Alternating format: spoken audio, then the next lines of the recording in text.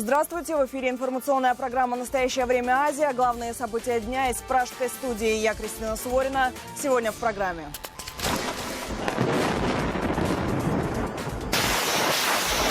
Сирийские повстанцы начали масштабное контрнаступление в Восточном Алеппо с целью прорвать блокадное кольцо.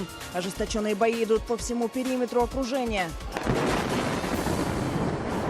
Мы исламское движение Ахрар аль-Ашам. Аллаху Акбар. В Кыргызстане разоблачен лжеонколог, который за большие деньги предлагал чудесное исцеление на последней стадии рака. В его распоряжении была целая клиника. Все пациенты целителя, как правило, умирали. Он просто дает им травы и укрепляет иммунитет, а пациенты думают, что поправляются. Бизнесмены и политики незаконно вывезли из Казахстана 10 миллиардов государственных долларов. Западные страны самих мошенников иногда выдают, но возвращать выведенные ими деньги не спешат. Возникает такое ощущение, что как будто и рады им. Они ведь не с пустыми руками приезжают. Летчика, который первым из кыргызов провез вокруг света национальный флаг на маленьком самолете, встретили на родине как национального героя. Самым грустным белым медведем в мире признан медведь по кличке Пицца, которого держат в крошечном вольере посреди одного из китайских супермаркетов на потеху толпе. Защитники животных требуют прекратить издевательства над медведем. Торговый центр не место для показа животных. Сирийские повстанцы неожиданно начали контрнаступление против армии Асада в окруженном Восточном Алеппо. Своей целью они называют прорыв блокадного кольца. В операции принимают участие все группировки боевиков, от радикальной Джабхат ан-Нусры до умеренной сирийской свободной армии. Во всем Восточном Алеппо идут ожесточеннейшие бои.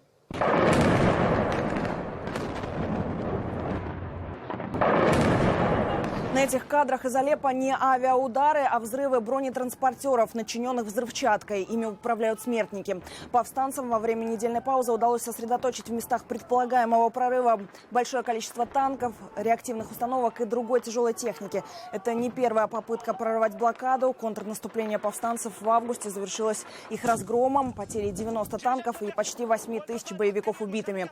Однако на этот раз они надеются, что у них все получится. Он нацеливает нас на проклятый асадовский штаб в аэропорту Аль-Найраб. Мы исламское движение Ахрар аль-Ашам. Аллаху Акбар. На фоне мощного контрнаступления боевиков в Москве прошла встреча министров иностранных дел России, Сирии и Ирака. На ней глава российского МИДа Сергей Лавров заявил, что раз западные страны и США не смогли отделить умеренных сирийских повстанцев от неумеренных, России и Сирии не остается ничего, как окончательно решить вопрос Алеппо военным путем, причем в ближайшее время. Террористов надо добивать. И если наши западные партнеры только на словах занимаются антитеррористической борьбой, то мы все-таки полны решимости довести дело до конца на практике. Тем временем из сирийского Идлиба поступают новые кадры авиаудара по мусульманской школе, в результате которого погибли 22 ребенка и 6 учителей.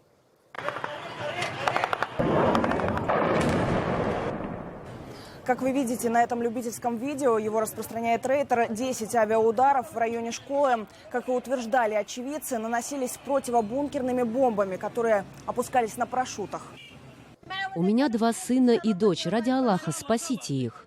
Все в руках Аллаха, сестра моя, все в руках Аллаха. Надеемся только на Аллаха. О Господи, он уже холодный, он холодный, только Аллах ему может сейчас помочь.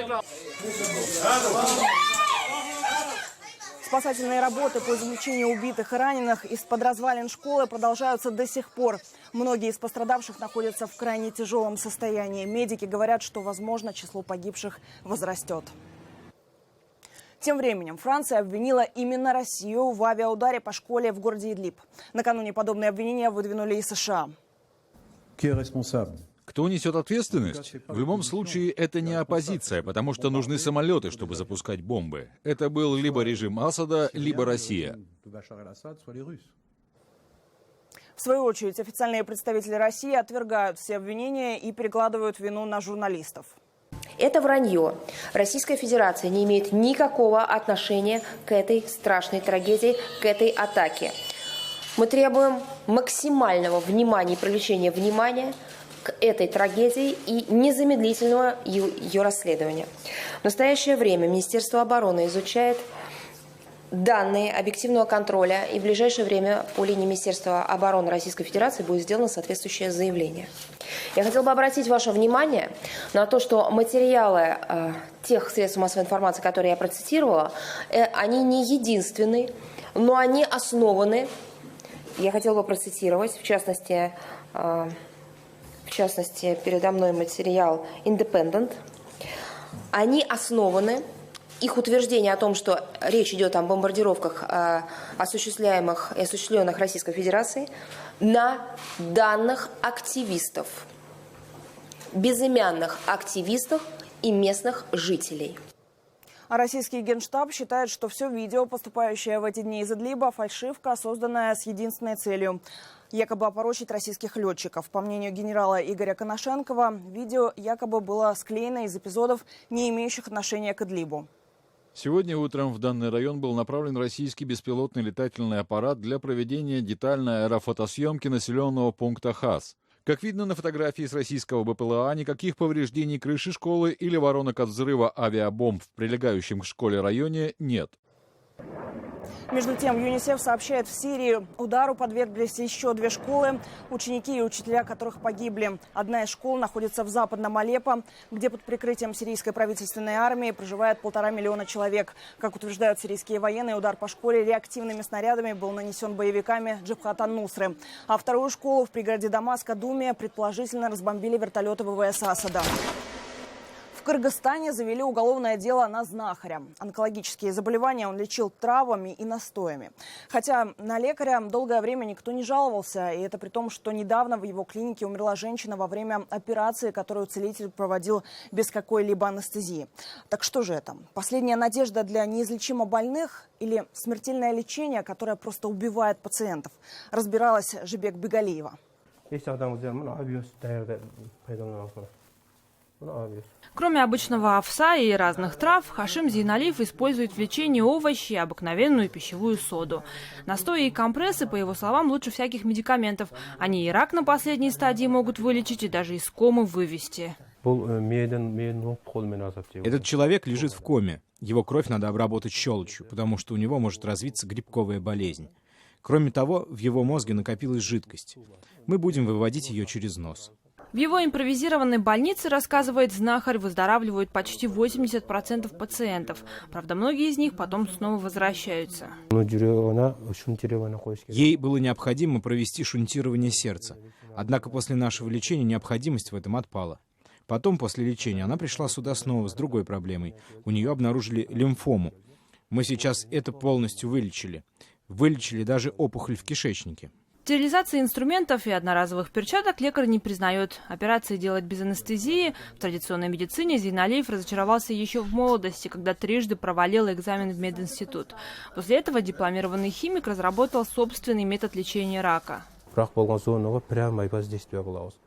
Мы оказываем прямое воздействие на зону распространения рака. Например, этой женщине делаем уколы в матку. Недавно начали делать ей уколы в кишечник. Это помогает бороться с раком. Однако лицензии на терапию Зейналиев получить не смог. Несмотря на это, свою деятельность знахарь продолжает до сих пор. Для нас вообще непонятно, что он вообще туда вводит. Потому что он нам конкретно не смог ничего объяснить, что он использует. Те вещества, которые он использует, их необходимо вообще исследовать, что туда входит. Потому что нет ни разрешения на эти препараты, которые он использует. Они не проходили никакой специальной обработки, они не выпускаются не обычным, а заводским способом. Летом этого года умерла женщина, которой Зейналиев ампутировал грудь. В клинику вызвали скорую, но было уже поздно. Из-за отказа родных покойной подавать заявление уголовное дело на владельца лечебницы закрыли. Однако с тех пор в СМИ обращаются все новые родственники жертв лекаря.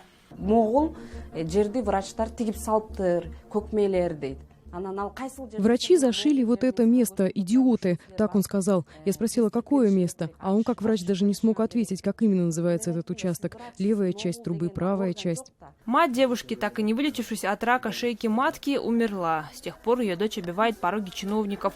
Однако, как оказалось, Минздрав в этой ситуации ничего поделать не может. Министерство здравоохранения прерогативы емес алған жоқ деп айтқан однозначно. Это не прерогатива Министерства здравоохранения. Что касается лечения, то он просто дает им травы и укрепляет иммунитет, а пациенты думают, что поправляются. Просто я думаю, что идет последняя стадия.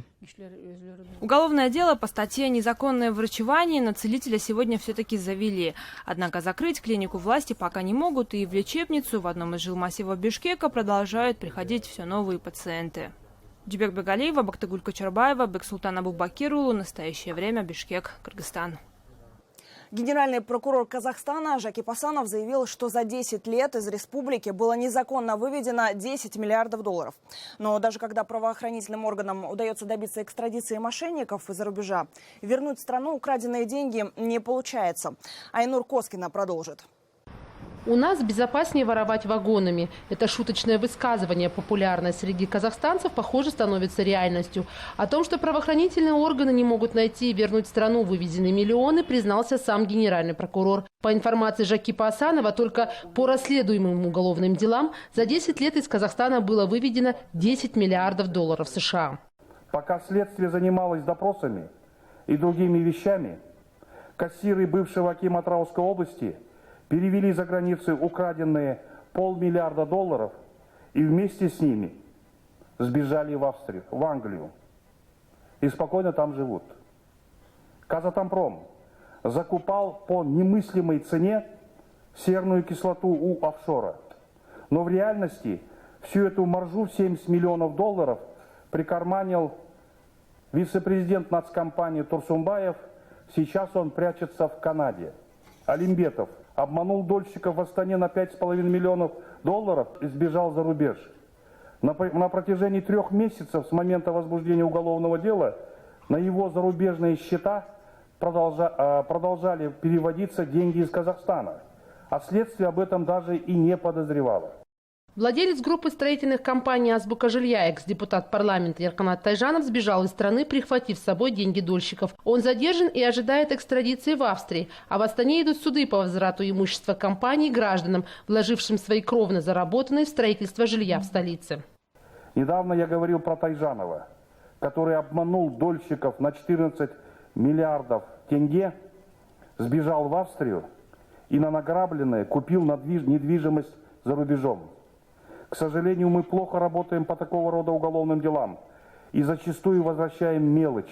Мелочь возвращают и в прямом, и в переносном смысле. В своем выступлении генеральный прокурор не рассказал, как продвигаются дела по деньгам, вывезенным бывшим главой Комитета национальной безопасности, ныне покойным Рахатом Алиевым, банкиром Мухтаром Аблязовым, экс-главой фонда обязательного медицинского страхования Талапкером Иманбаевым. Особого внимания заслуживает экс-аким Алматы Виктор Храпунов, чье имя всплыло в связи с президентской предвыборной гонкой в США. К сожалению, я должен отметить, что страны, где прячутся наши мошенники, они хорошо знают, что мы их ищем. Они проводят собственные расследования. К сожалению, очень редко такие дела заканчиваются какими-то результатами. Иногда возникает такое ощущение, что как будто и рады им. Они ведь не с пустыми руками приезжают. Теперь в расследовании финансовых преступлений, связанных с возвратом активов в страну, казахстанским специалистам помогут иностранные эксперты. Из числа выпускников стипендии Болашах подготовлены 10 национальных тренеров, которые будут обучать местных следователей международным стандартам расследования дел по отмыванию денег. И, может быть, после того, как правоохранительные органы будут готовы вести подобные дела, у казахстанцев появится хоть какая-то надежда на возврат ворованных денег, вывезенных из страны. Айнур Коскина, Ганизат Успанов. Настоящее время. Смотрите далее в программе. Летчика, который первым из кыргызов провез вокруг света национальный флаг на маленьком самолете, встретили на родине как национального героя. Самым грустным белым медведем в мире признан медведь по кличке Пицца, которого держат в крошечном вольере посреди одного из китайских супермаркетов на потеху толпе. Защитники животных требуют прекратить издевательства над медведем. Торговый центр не место для показа животных. В ОБСЕ впервые официально заявили, военных и оружие на Донбасс везут из России. Наблюдатели зафиксировали несколько случаев переброски в Украину вооружения и личного состава. Об этом на заседании Совета ОБСЕ в Вене заявил представитель США. Наш корреспондент Ольга Калиниченко отправилась к линии разграничения. Введение вооруженной миссии ОБСЕ солдаты ВСУ обсуждают уже несколько дней. Больше всего их волнует один вопрос – кто будут те люди, которые войдут в мониторинговую миссию? Если точно так же там будут входить в полицию россияне, то смысла в этом я вообще не вижу. То есть просто ездит патруль и докладывает России обстановку. И все. Бойцы 28-й бригады живут по соседству с одним из обустроенных пунктов ОБСЕ. По Минским соглашениям в местах, где произошло разведение войск, он должен был работать круглосуточно. Но фактически это не так. Они даже сюда не заезжают. Они сразу, когда сдавали объект, пришли, посмотрели. Что-то себе по-не-нашему сказали и ушли. Следующий вопрос. Они выбрали вот ту точку наблюдательного пункта. Смотрите и скажите, что вы отсюда наблюдаете. ОБСЕ наблюдают только днем. Как уверяют бойцы, они целый день стоят на дороге, а с наступлением темноты уезжают. На ту сторону не ездят. Разрешение на поездки в ОРДЛО участники миссии должны получить от руководства, которое, заботясь о безопасности наблюдателей, не разрешают им рисковать своей жизнью. Смысл тогда отвода войск?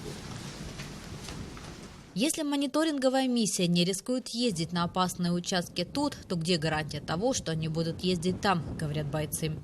Сомневаются бойцы и в том, что сепаратисты позволят отдать контроль границы третьей стороне, а тем более вооруженной. Пограничники рассказывают, сейчас под контролем боевиков около 250 километров украино-российской границы и один международный пункт пропуска из Варина. Террористические организации ЛНР, ДНР функционируют только на основе постоянного усиления с Российской Федерацией, боевиками, живой силой, бронетехникой, оружием, горюче-смазочными материалами и финансами.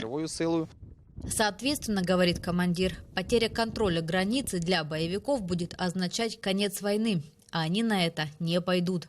Но даже если и согласятся, доверять боевикам не стоит, считает боец полка Нацгвардии Азов. Сколько было договоренностей? Это Минск-1 и Минск-2. Это все было провально. Были уже договоренности насчет Иловайска, насчет Дебальцева. И это все оказалось полным фарсом. В самой ОБСЕ обсуждать тему полицейской миссии пока не готовы. Для подобного решения нужна процедура. Пока все страны Евросоюза, а таких 57, не согласуют этот проект, никого вооружать из наблюдателей не будут. Поднять вопрос планирует Германия на очередном заседании ОБСЕ в Вене. Мы должны апеллировать только фактами, а это решение подлежит принятию в установленном порядке, и это решение должно быть принято только в Вене. В ОБСЕ поясняют, сравнивать возможную полицию ОБСЕ в Украине с другими странами, где были подобные миссии, также нельзя.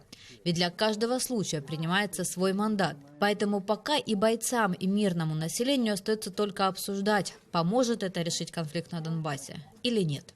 Ольга Калиниченко, Илья Никонов. В настоящее время Луганская, Киевская области. В российском Екатеринбурге появилась необычная служба «Мамы на час». Когда в больницу поступают дети из детских домов, рядом с ними постоянно находятся волонтеры. Они заменяют родных тем, от кого отказались родители. Говорят, мам много не бывает. Подробнее Екатерина Пономарева. Мише 3,5 года. У него ДЦП. Из-за этого от Миши отказались родители. Бьют из-за мамы с папой воспитатели. Но когда таких детей кладут в больницу, они снова остаются одни. Мише повезло. Сегодня у него есть мама Оксана. И пара часов ее жизни только для него. Потому что если никого не будет, кто будет кормить? Медсестра. Но их не хватает. Поскольку, у него своих дел, конечно, много на посту. Малышей же много. Больница вся заполнена. Оксана – волонтер движения «Мама на час». Они сопровождают в больницах сложных малышей из приютов. По закону в России клиники должны принимать сирот без сопровождения. Но детей со сложными диагнозами или сразу после операции в одиночестве на больничной койке не оставишь. В других больницах не хватает волонтеров по уходу за такими детками. Медсестрам приходится смотреть за детьми тяжелыми. Они день и ночь просто устают, с ног валятся. Отдельной ставки для таких кормящих больничных мам ни в клиниках, ни в приютах нет. Поэтому медики с радостью идут на работу с волонтерами. Сестринская работа – это все-таки медицинские манипуляции. А непосредственно уход за детьми, он очень важен. Потому что дети обычно не встают, они самостоятельно не принимают пищу. Поэтому необходимо их помыть, с ними пообщаться. Необходимо помочь в кормлении таких детей. В общем, отдельно будут ставки на такого там? Нет, конечно, не предусмотрено. Только в эту больницу в месяц привозят до 5 таких детей. На каждого нужны 3-4 мамы на час. Они дежурят посменно, чтобы успевать работать и психологически не выгорать от такого волонтерства. Сейчас в базе службы 35 дежурных мам. Для большого города мало. Мам много не бывает. Даже в это лето была такая ситуация, когда в июле, по-моему, ко мне одновременно обратились из 3 разных больниц. Причем люди находили, не знаю, каким-то образом там по сарафанному радио телефон, вот именно меня как координатора мамы на час, вот, и просили сопроводить. И у нас одновременно на сопровождении находилось 2-3 детей, и пришлось, конечно, отказывать уже кому-то.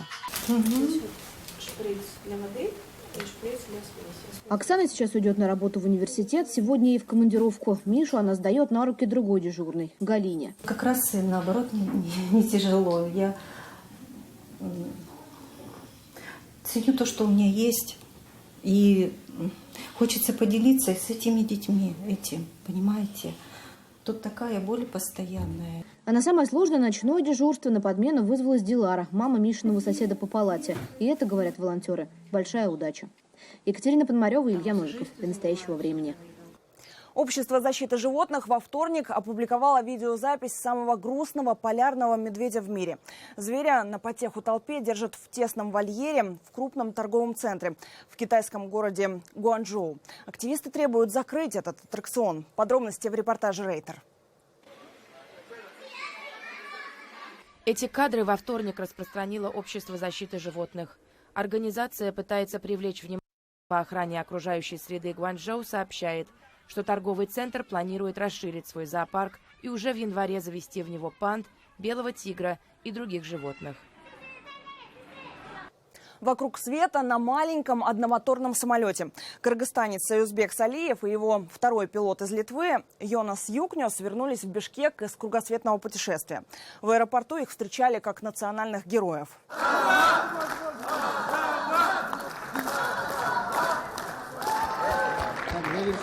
Да, это завершающий штамп.